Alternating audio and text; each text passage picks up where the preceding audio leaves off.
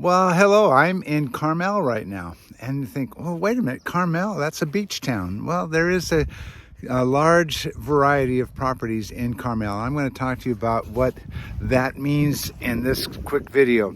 First of all, I am William Smith with the William Smith Lecture Group, and I am a local.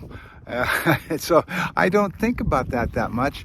When all of a sudden it comes up that somebody from out of town, like my clients that were here for the last 2 days, said, I want a ranch property in Carmel. Well, Carmel has 2 zip codes, and I'm in 93923, and that takes you all the way down to Big Sur in Palo Colorado Canyon, about 11 miles south of Carmel proper. Oh, there's another buddy over there. He's reaching out to us, that has redwood forest down in Palo Colorado Canyon to the south end of that zip code, all the way up to the pine forest in Jack's Peak, a beautiful residential area overlooking Monterey Bay.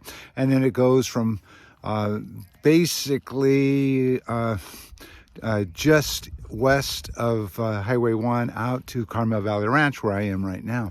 So Carmel has a big swath in its unincorporated 93923 zip code. Now, Carmel by the Sea is a 1 square mile residential community that so many people have heard of because of its famous residents and because of its shops and dining and the tourist attractions that it has. So that's something that you need to be aware of when you say, hey, I want some property in Carmel. Are you talking about unincorporated Carmel or Carmel by the Sea, the city of? So this is William Smith with the William Smith Lecture Group with another geographic lesson about my world here on the Monterey Peninsula.